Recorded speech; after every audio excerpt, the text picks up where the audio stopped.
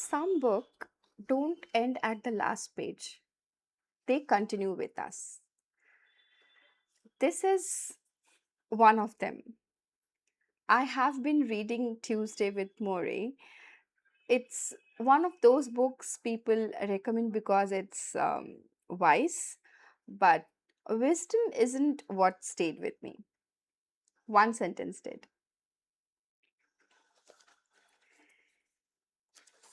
If the culture doesn't work, don't buy it. Create your own. I don't think Mori was only talking about society. I think he was talking about us. When I first read that sentence, I thought, of course, we don't have to follow society. Simple. But then I asked myself something I wasn't expecting. How much of my life have I chosen? And how much of it have I simply inherited? Because somewhere along the way, someone tells us what success looks like: a good career, a certain salary, marriage by a certain age, house, promotion, always moving, always chasing, always becoming. And before we even realize it, we stop asking, what kind of life do I want? Instead of that, we ask, am I keeping up? I don't think anyone does this intentionally. Our parents wanted us to be safe, our teachers wanted us to do well, our friends wanted us to belong, even the people who love us sometimes hand us dreams that were never ours. And slowly, without meaning to, we begin buying a life that was already designed.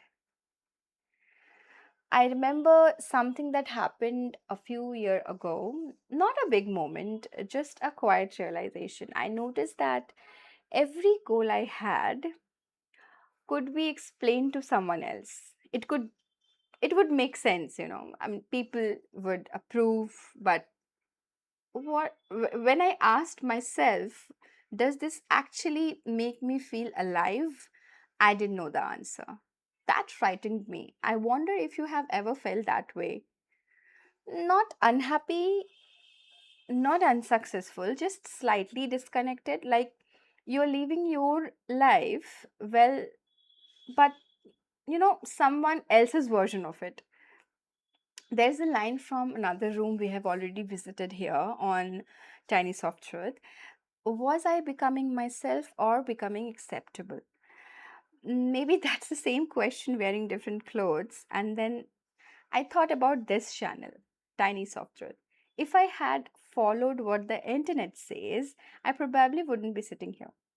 I would make faster videos, louder videos, trendier videos. Maybe I would chase algorithms instead of conversations. Maybe it would even grow faster, but would it still feel like mine? I don't know. There is something quietly brave about creating a life that doesn't need everyone's understanding, not everyone's applause, just your own honesty. Um, Let me tell you a tiny story. Imagine a woman walking into a bookstore. She isn't looking for a specific title. She's just wondering. She notices everyone picking up the book on the bestseller table.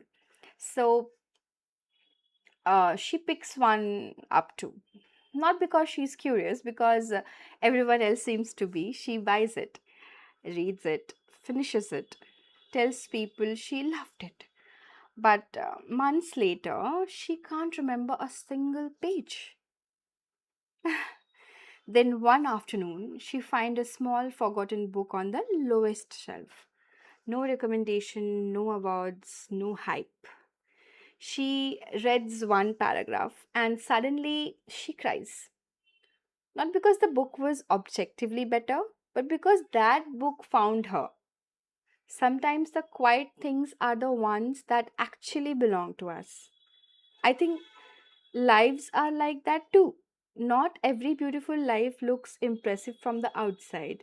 Some beautiful lives are simply peaceful, some are creative, some are slow, some ordinary, some are full of books, some are full of conversations, some are full of tiny rituals no one else would understand.